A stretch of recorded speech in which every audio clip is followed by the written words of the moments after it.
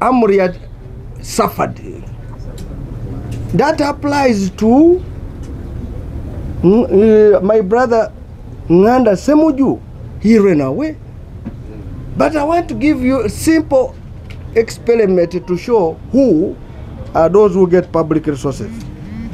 Who made billboards for Lukwago? You remember the billboards? Yes. Who made them? Who made billboards for Ssemujju? We have got somebody who says those billboards each of them spent Lukwago over 1 billion. Ssemujju spent over what? 1 billion. Show me the kiosk which sells airtime which belongs to Ssemujju. Have you ever seen this kiosk of MTN airtime? No. So where did he get the money?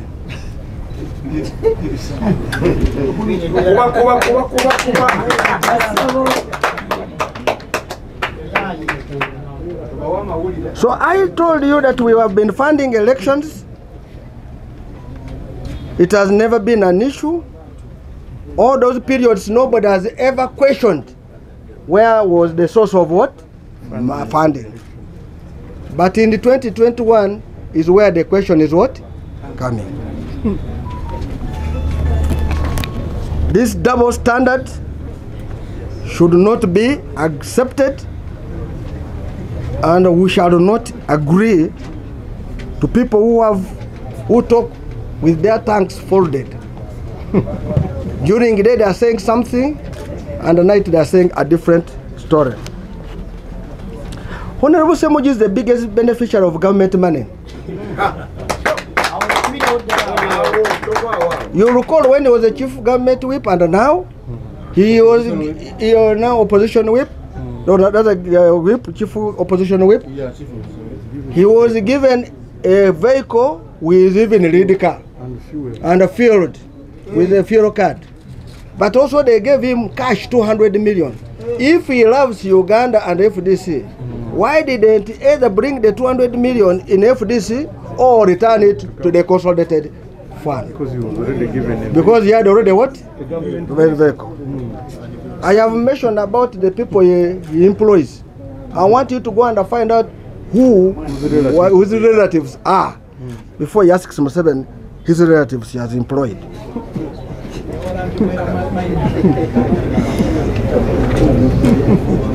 I want to state, and I want to tell you, the people of Uganda, and I want to ask Saleh. He raised the issue to Lukwago. I know Lukwago goes to court, or even on the smallest thing. Why hasn't he gone to court?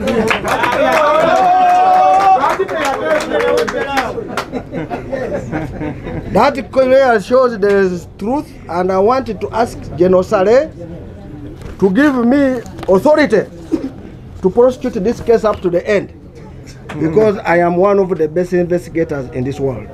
And I will tell you, he's a chief beneficiary of public resources, and directly and indirectly.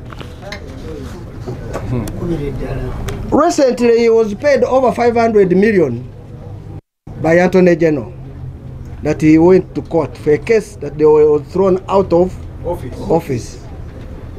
There are many people who have won cases years and down. They have never been paid their what? Money. If Museveni was not interested in him, would he have given him this 500 million?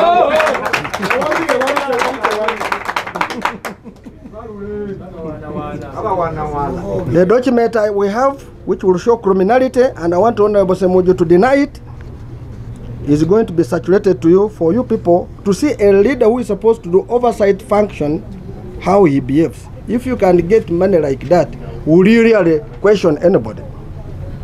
It is for your own analysis. For only 6 months.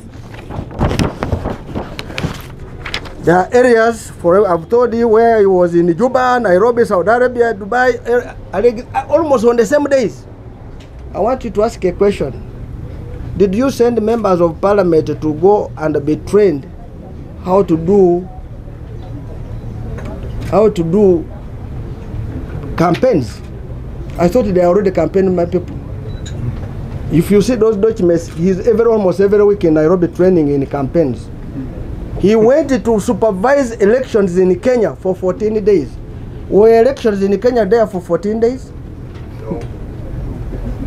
Let him confirm he was there for 14 days. If he's a genuine man. And he says he's a Muslim like us. Allah. I want to challenge my brother Ssemujju, who has been doing character assassination of Nandara and Engineer Amuriat, to come out if he has moral authority to challenge me and Engineer Amuriat. They should stop to be pretenders, and if they have any evidence on us, they are free to table it. I have declared all my personal assets with IGG, all my businesses, and how I have gained them. When I left the bank, I was being paid $20,000 per month in 2001. When Ssemujju left journalism, I was being paid how much per month? So if he has those properties he has, when he was getting nothing, what about me, who is paid in what?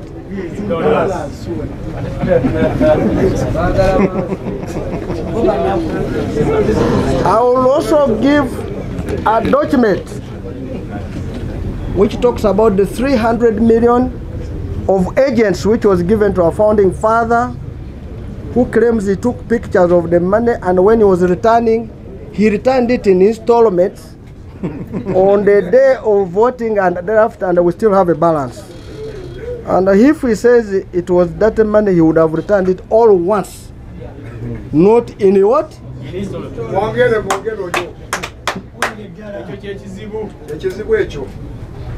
I want to state that as a party, there was no need for our team to have gone to Zambia to spend all that money. They would have come here to question, because you wanted to ask accountability, which we have provided in working committee where there are all members, in National Executive Committee, in National Council. If you have not asked from there, why go to Zambia? In auditing, which I'm well versed, and as a professional, they raise a query. We have submitted our accounts to Electoral Commission. We have not got any audit query. And I don't know how Ssemujju and Lukwago team are capable to raise a audit query where their competence in that area is lacking. They made an allegation that we got money to fight NUP. Now you can imagine FDC people becoming spokesperson for NUP. The person who should be complaining should be who? Senyonyi. But you can imagine Lukwago and Ssemujju are the one complaining on their behalf. That shows that they are not members of FDC. They are just on top FDC, but they are NUP what? I want to state, we have never got money to fight NUP, and we want to say, if NUP says so, we are here, but I want to state that this confirms the truth of the last election, why Lukwago was silent on FDC but sympathetic to NUP and other forces. Now, if such a member can refuse and Ssemujju can do that, it clearly shows that these are members ready to destroy this party in the name of NUP. And I'm saying kindly resist it.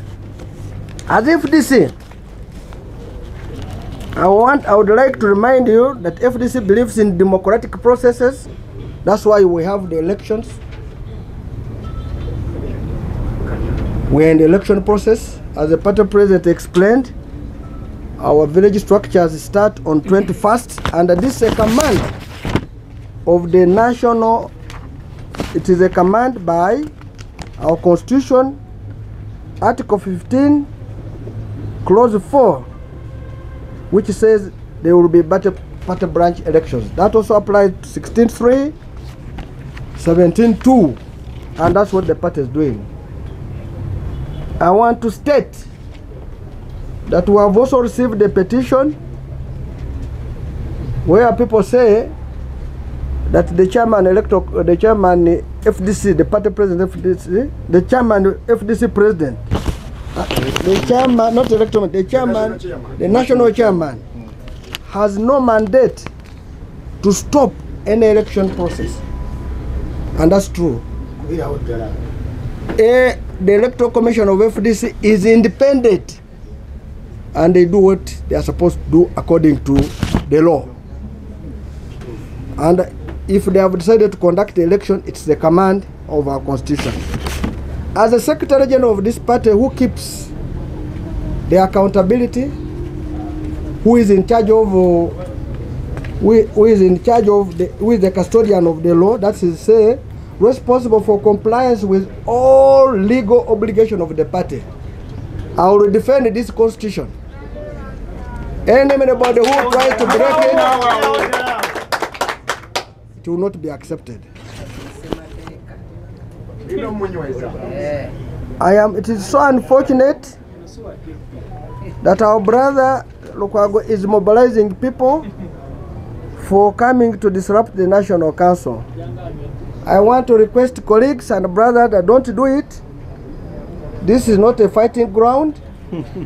If you want to fight, you can write a letter. We will also get you the number of people to fight with you, and we can hire Nachivubo for that purpose. This is a democratic party. It will not accept any violence. And I want to repeat, it will not accept any what? Violence. And my brother, Lord Mayor Lukwago, kindly desist from that act. If we really had the power to mobilize, when they sacked you from the office, why didn't you organize those 200,000 to return you to the office? And now you want to come and fight. And that is the reason why an electoral roadmap has been drawn to renew party structures, leadership through election. So don't even expect or wish that the worst is yet to happen. No. In fact, what has happened to us in the past has hardened us more, and we have become stronger than ever. NRM, if you are celebrating that FDC is going down, I want you to also go through at least one single storm that we have gone through, and we'll see if you will be able to stand the test of time. Because for you, you are jubilating over what has not yet happened to you.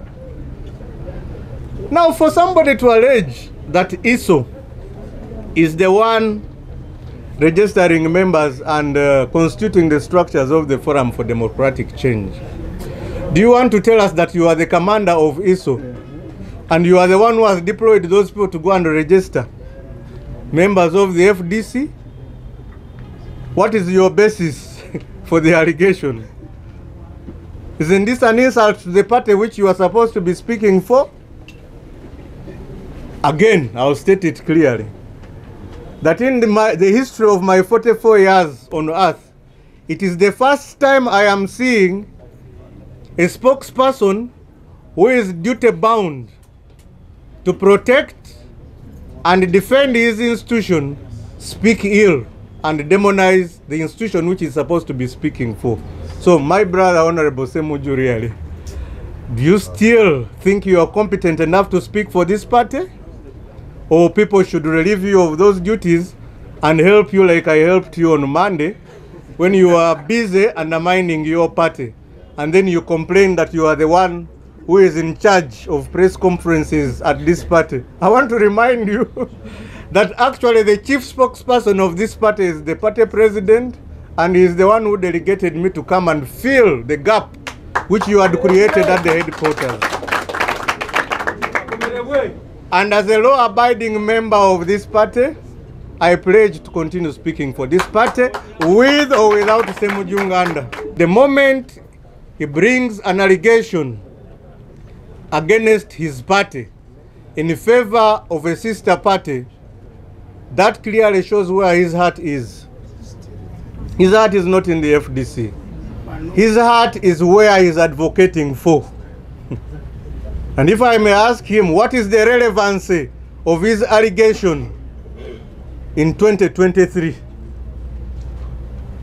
Isn't it post-mortem?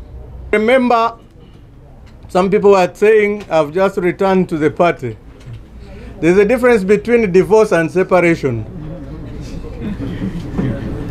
If I take a short leave from my party for certain reasons, and those reasons have been resolved, you have no moral authority to question my return and my contribution to my mighty party.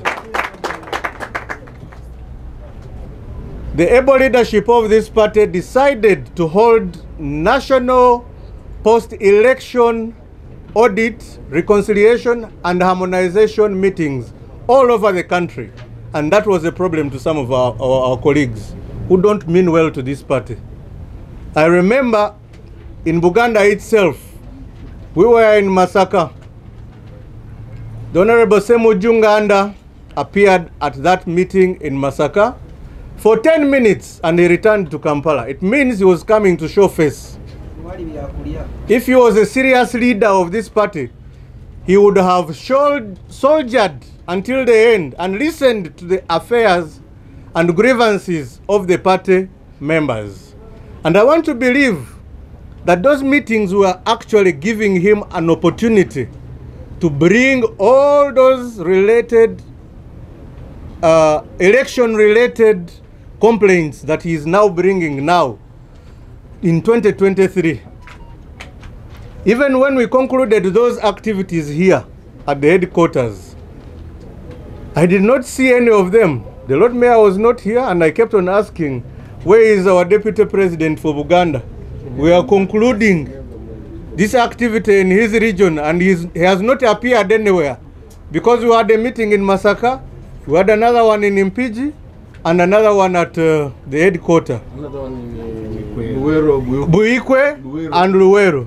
What I recollect is that the day we had a meeting here, taking stock, and the day we had a meeting in Impiji, he was in Kamwocha, hobnobbing with our colleagues of the National Unity Platform. So it would be unfair for you to be offered a platform to air out your grievances, and you don't show up, and then you decide to go outside the party organs and demonize it. You've been told about the Dr. Nawiso-led investigation. Yesterday, again, unfortunately, I heard my brother, the Honorable Ssemujju Nganda, bragging that one of us, the chairman of Mbarara, Mr. Katembeya, has resigned from that committee. It is very unfortunate. What I know for a fact is that Mr. Katembeya was facilitated to come from Mbarara and fully attend, contribute, and participate during that investigation. And he never declined that appointment. And the report was compiled. If he really had dissenting views, he would have authored a minority report and attached it to the main report and offer his dissenting views. But for you to resign when the job is already concluded really is a foolery. A big foolery. Because you want to create this image that FDC is in a crisis and people have started resigning. Really? Do you resign after accomplishing a task? I am called the Honorable Fungaro Caps Hassan, National Secretary for Mobilization and Organization of the FDC, MP Emeritus for Bongi constituency. I have something small to add on this. Is derived from my role, from my position of National Secretary for Mobilization and Organization, where the responsibility of organizing, mobilizing, where the responsibility of taking care of the strategy of the party lies most. In the meeting that took place at Nsambya Sharing Hall, there was also an accusation particularly pointed out towards the Electoral Commission and the exercise of the elections. Some of our colleagues are of the view that the elections of the grassroots structure up to the National Delegates Conference should not take place. And that there was a NEC meeting which took place here, in which a resolution was passed by NEC to suspend the elections. And which means the elections which are going on right now, the activities going on, are illegal. They are contrary to the position of the party. This is what I want to clarify.